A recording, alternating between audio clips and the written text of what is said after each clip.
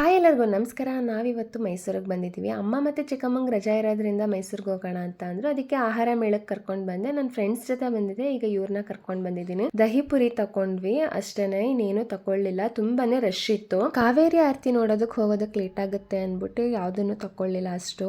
ಹಾಗೆ ಅಲ್ಲಿಂದ ನಾವು ನೆಕ್ಸ್ಟ್ ಬಂದಿದ್ದೇನೆ ಪುಸ್ತಕ ಮೇಳಕ್ಕೆ. ಇದನ್ನ ಸ್ಕೌಟ್ಸ್ ಅಂಡ್ ಗೈಡ್ಸ್ ಗ್ರೌಂಡ್ ಅಲ್ಲಿ ಮಾಡಿದ್ದಾರೆ. ಪುಸ್ತಕ ಪ್ರಿಯರಿಗೆ ಒಳ್ಳೆ ಕಲೆಕ್ಷನ್ಸ್ ಅಂತ ಹೇಳ್ಬೋದು. ಹಾಗೆ ನಮ್ಮ ಮೈಸೂರು ಅರಮನೆ ಬಗ್ಗೆ, ನಮ್ಮ ಮೈಸೂರು ರಾಜರ ಬಗ್ಗೆ ಬರ್ದಿರೋ ಪುಸ್ತಕ ಎಲ್ಲ ಇತ್ತು ಇಲ್ಲಿ. ಫೈನಲಿ ನಾವು ಬೃಂದಾವನ್ ಗಾರ್ಡನ್ಗೆ ಬಂದ್ವಿ. ಇಲ್ಲಿ ಕಾವೇರಿ ಆರತಿನ 5 ದಿನ ಮಾಡ್ತಾ ಇದ್ದಾರೆ. ಒಳಗೆ ಹೋಗೋದಕ್ಕೆ ಯಾವುದೇ ರೀತಿ ಟಿಕೆಟ್ ಇರೋದಿಲ್ಲ, ಫ್ರೀ ಎಂಟ್ರಿ ಇದೆ. ಚಿಕ್ಕ ಮಕ್ಳು ಕರ್ಕೊಂಡು ಬಂದ್ರೆ ತುಂಬಾನೇ ಎಂಜಾಯ್ ಮಾಡ್ತಾರೆ ಅಂತ ಹೇಳ್ಬೋದು. ನಾವು ಕಾಶಿಗೆ ಹೋಗಿದ್ದಾಗ ಅಲ್ಲಿ ಗಂಗಾ ಆರತಿ ನೋಡಿದ್ವಿ. ಇಲ್ಲಿ ನಮ್ಮ ಕಾವೇರಿ ಆರತಿ ನೋಡ್ಬಾರದ ನಾವು, ಅದಕ್ಕೋಸ್ಕರ ಅಂತಾನೆ ಬಂದಿದ್ದೀನಿ ನಾನು. ಪೂಜೆ ಎಲ್ಲ ತುಂಬಾನೇ ಚೆನ್ನಾಗಿ ಮಾಡಿದ್ರು. ನನ್ಗಂತೂ ಕಾಶಿಲಿ ಇದೀನಿ ಅನ್ನೋ ಫೀಲೇ ಬರ್ತಾ ಇತ್ತು ನನಗೆ, ಅಷ್ಟು ಚೆನ್ನಾಗಿ ಮಾಡಿದ್ರು. ಅದಾದ್ಮೇಲೆ ಲೇಸರ್ ಲೈಟ್ ಶೋ ನೋಡ್ಕೊಂಡು ನಾವು ಟೈಮ್ ಆಗ್ಬಿಡುತ್ತೆ ಮತ್ತೆ ರಿಟರ್ನ್ ಹೋಗೋದಕ್ಕೆ ಅಂದ್ಬಿಟ್ಟು ನಾವು KRS ಎಲ್ಲ ಒಂದ್ ರೌಂಡ್ ಹೋಗೋಣ ಅಂತ ಬಂದ್ವಿ. ಫುಲ್ ಟಾಪ್ ವ್ಯೂ ಯಾವ ತರ ಇದೆ ಅಂತ ಅಂದ್ರೆ ನೋಡಿ, ಸಕ್ಕತ್ತಾಗಿದೆ ಮಾತ್ರ.